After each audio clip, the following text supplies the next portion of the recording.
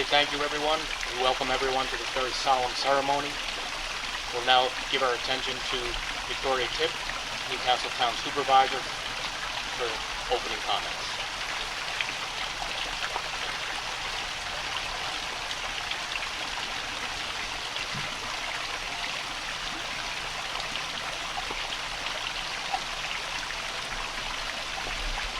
Good evening, everyone. Thank you all for being here with us today. We gather together, united by memory, grief, and resolve, to honor the victims of the September 11th, 2001 attacks, and to remember and to reflect on what we learned that day and the days that followed. I'd like to recognize our honored guests and elected officials. I'd like to recognize State Assemblyman Chris Burdick. Michael Weinberg is here representing our State Senator Pete Hartgum. Representing Congressman Mike Lawler, we have Darlene Brienza.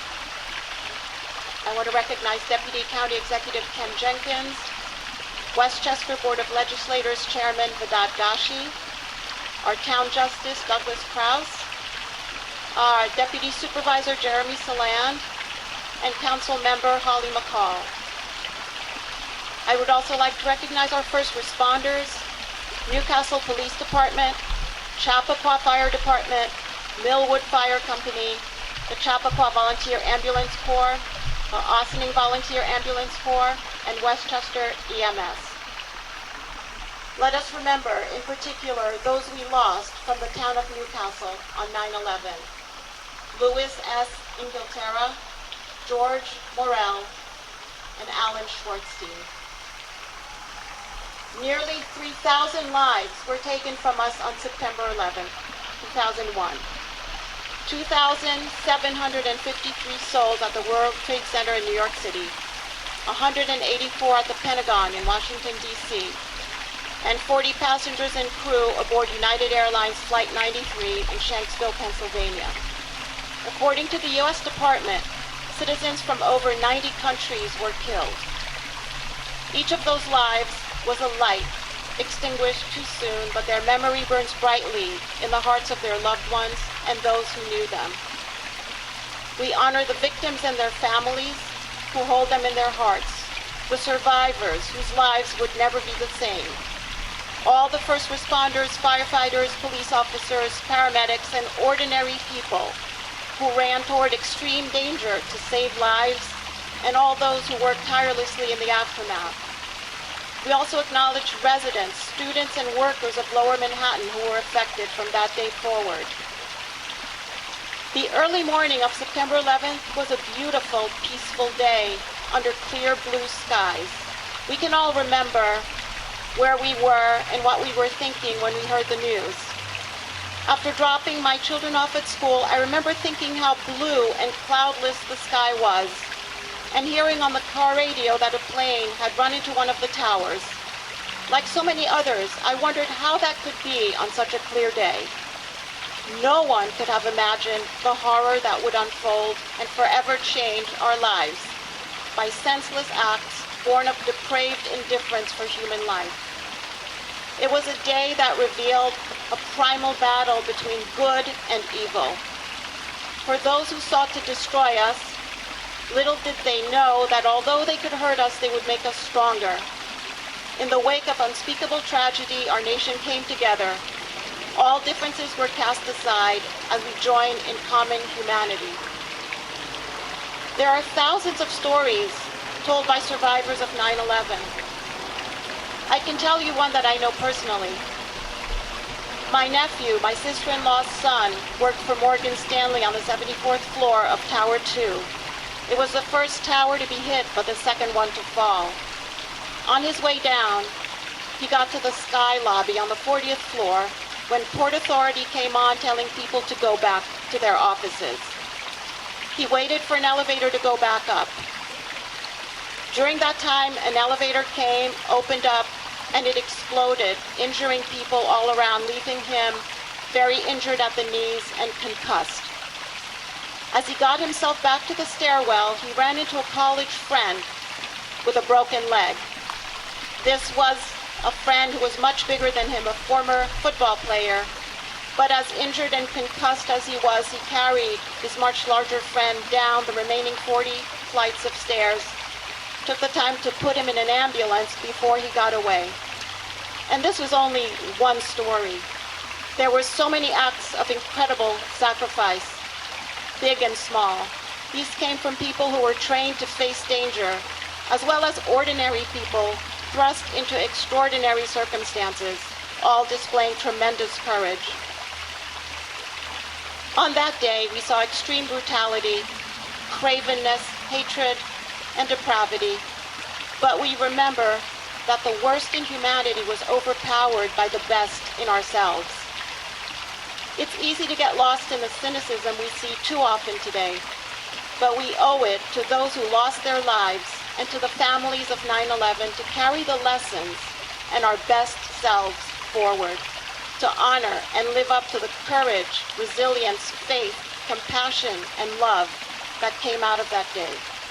Each of us is important in carrying this forward for them, for our children, and for our future.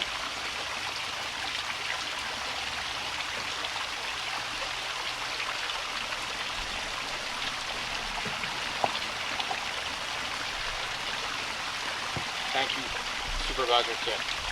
We'll now have First Assistant Chief Robert McCarthy of the Millwood Fire Company step up for the invocation.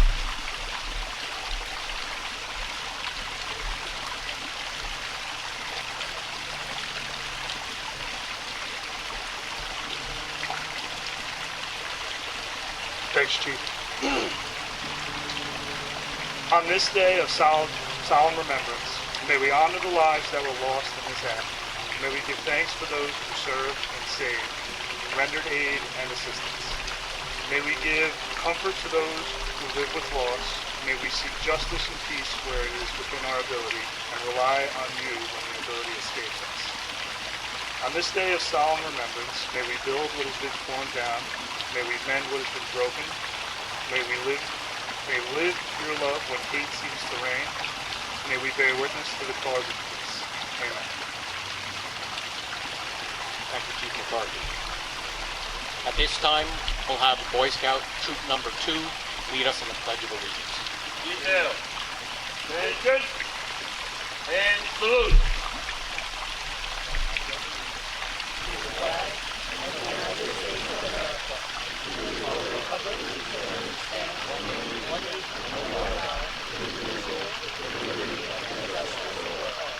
Order armed. Parade rest. At this time, we'll give our attention to Caroline Short, the national anthem. Detail. Attention. Order armed.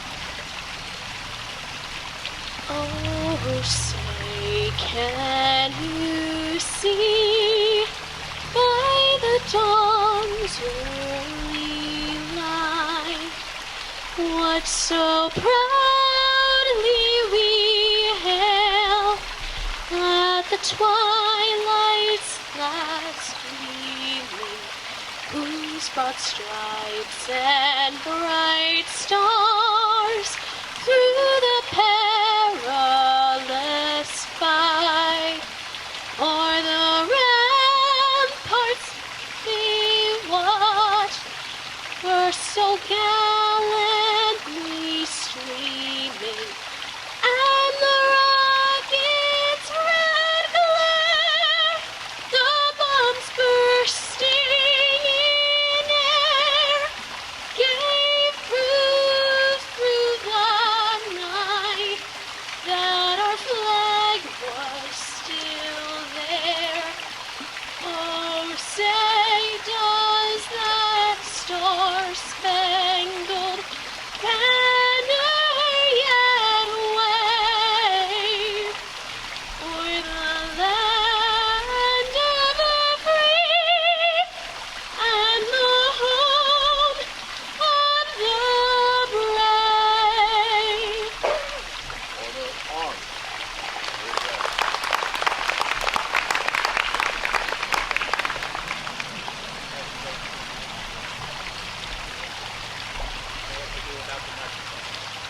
So thank you very much. That was beautiful.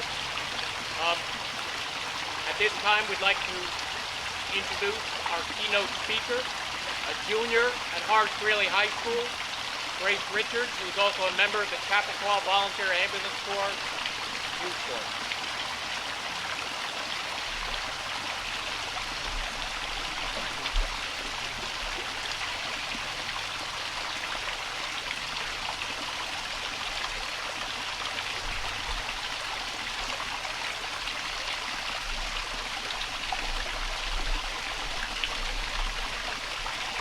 Thank you. Hi, my name is Grace Richards. I just want to say thank you all for coming today. When Peter and Mark originally asked me to give this speech, I was honored, but I'm not going to lie, I was a little confused as to why they asked me. I'm a 16-year-old girl who was born 7 years after 9/11. My perspective is different than most of you here today. My knowledge of 9/11 is formed through what I've been taught in school, stories, friends, teachers, and family have shared, and images I've been shown. I didn't experience this tragedy firsthand, but the events that happened 23 years ago have shaped pieces of my life and those of my generation. Being a post-9/11 baby, I was fortunate enough to be spared the anger and grief that most who lived through that terrible day understandably felt. Instead, I have a deep appreciation and respect for the sacrifices made on that day by so many, and the unity it brought our country. We were one America. We helped each other and mourned together. The divisive issues of the day were paused, and we were thinking more about others than ourselves. Sometimes, I feel somewhere between that day and the present, we have lost many of these positive outcomes that occurred after that unimaginable tragedy. But when I'm around people like you, I'm reminded that that spirit is alive and well.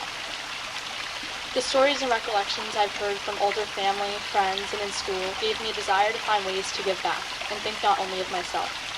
Stories of the ultimate sacrifices made by fire, police, and EMS responders that day, the work of doctors and volunteers, the generosity and selflessness of people as a whole in the days after have inspired me to make sure I strive to do what I can to support my community.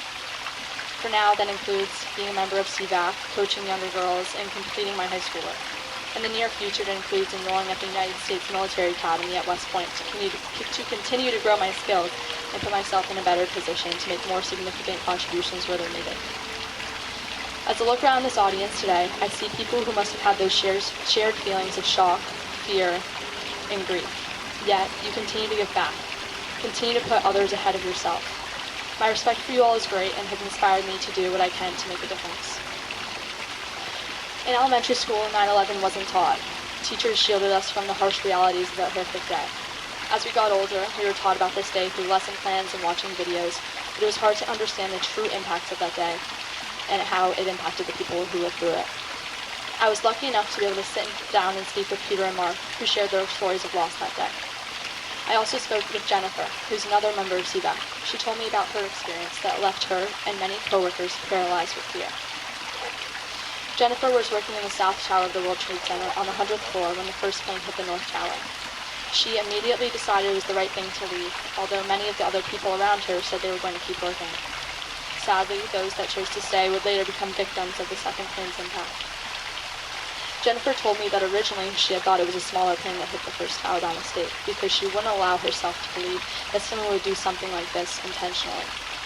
As she was exiting the building, she recalled seeing people in acts of desperation jump out of the North Tower hand in hand because they had believed that was the only choice left for them. Of course, we know many more terrible, unimaginable events would have continued to occur throughout that awful morning. Heroes, which soon arrive on the scene, ignoring the danger and risks to themselves to do everything in their power to help those that needed them most. No, I wasn't alive yet to witness that day, but after learning more about that day, I will always remember not just the events of that day, but the sacrifices made by so many. Throughout my time writing the speech and meeting with different people, I have been fortunate enough to gain a greater perspective and continue to have an understanding of the impacts of 9/11 and how each person here today has their own story. In preparing to speak today, I have seen the importance of gathering on this day to ensure that these events are never forgotten.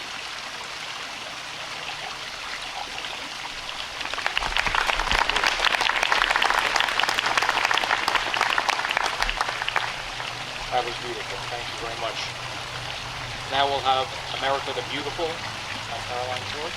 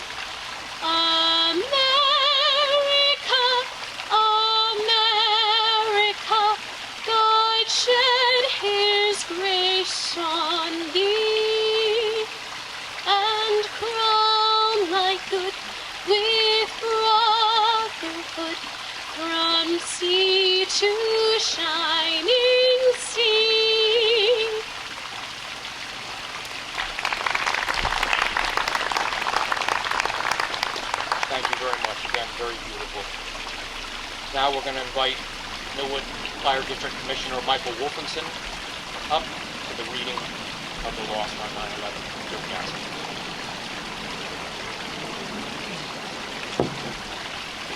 George Morell, Alan Schwartzstein, and my dear friend Louis and Nicola. Thank you, Commissioner Wolfenson. At this time, we're going to have the presentation of the wreaths by Newcastle first responders. We'll ask that Chief Paul Iden, Chappaqua Fire, Chief George Rodriguez, Millwood Fire, Lieutenant Frank Morocco, Newcastle Police, Captain Mark Kirschfeld, Chappaqua EMS.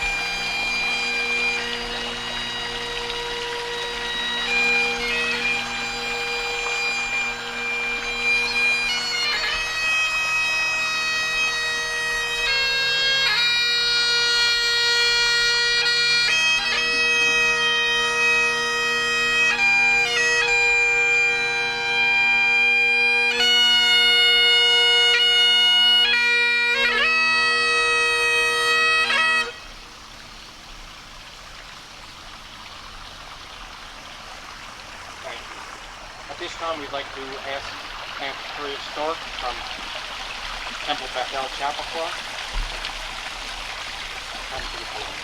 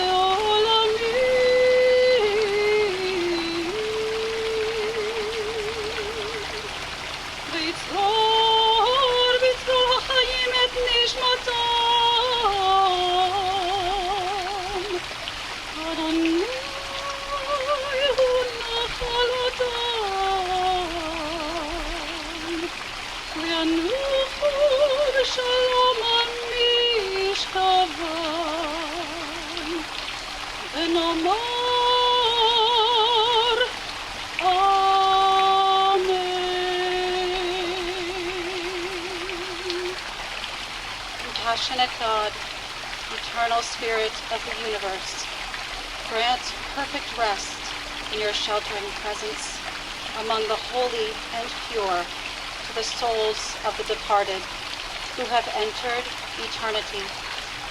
May their repose be in paradise. O God of mercy, let them find refuge forever in the shadow of your wings, and let their souls be bound up in the bond of everlasting life. God is their inheritance. May they rest in peace, and let us all say, Amen. And now we'll have the benediction by Reverend Dr. Martin. First Congregation. Dear friends, I have been here with you for the past 11 years. My first public event here in Newcastle was actually this commemoration. I remember being so moved by the gathering since I had been at Ground Zero working as a chaplain. As I listened to the reflection given that evening, I realized that despite our common losses and pain, each of our experiences has been very different. For the rescue and recovery first responders, the work was obviously heart-wrenching and brought with it its own dangers for those working on the pile. For me and for other chaplains, the work was heart-wrenching in a different way, as we heard stories and tried to help first responders find some kind of meaning and hope amidst the devastation and unspeakable horrors of the terrorist attack and the important work being done to recover the remains from that pile. As chaplains, we had no answers. We only had our presence to offer. And as I have learned over the years, sometimes presence is enough. It is priceless to stand with someone and remember our common losses. So for all of us who continue to gather at 9/11 commemorative services like this one, please know that your presence here is priceless. Would you kindly join your hearts with mine in prayer? Oh, Holy One, as yet one more year passes, and we remember those whose loved ones lost their lives on that awful morning 23 years ago. Help us to never lose sight of the need to be there for each other in times of difficulty and in times of joy. Help us to never take our freedom for granted, and help us to find peace. Help us to find shalom, not only here in the U.S., but in our hurting world. May the sacrifices made by so many first responders who lost their lives not only on that fateful day, but also in the years since, never be forgotten. May their memory be for a blessing. Amen.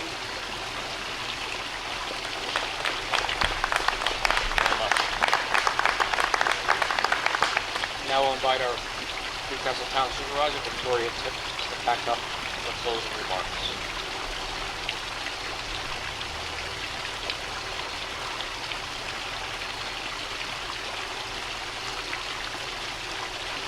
It's so important for us to gather here every year to remember incidents in our history.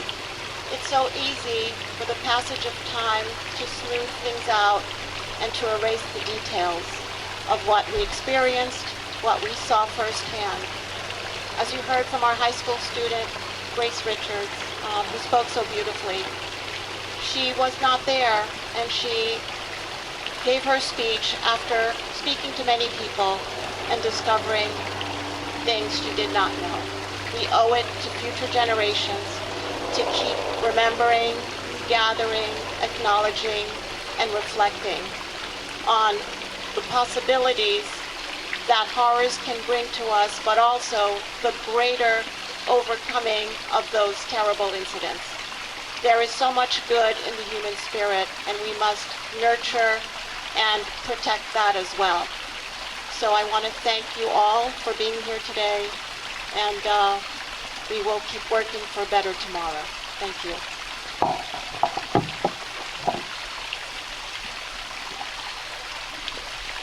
Thank you.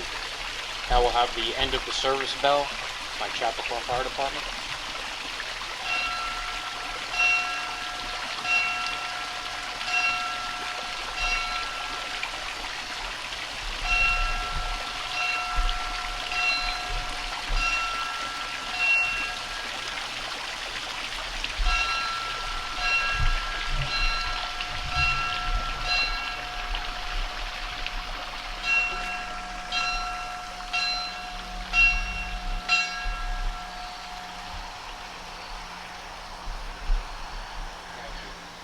And now, the conclusion of the taps played by Joe Sabia and Frank Huber from the Chappaqua Orchestra.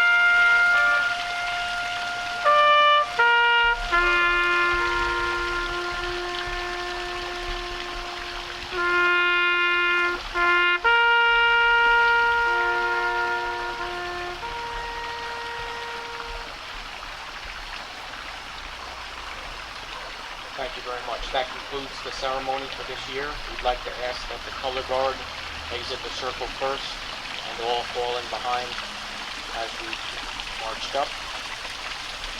Give them a moment to do so.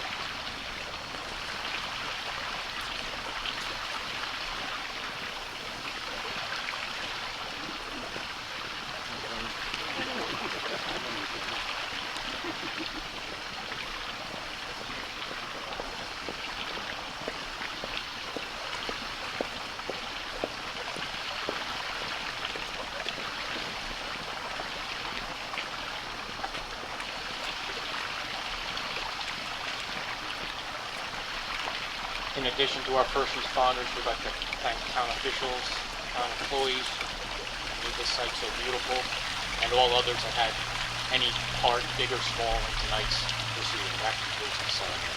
Thank you.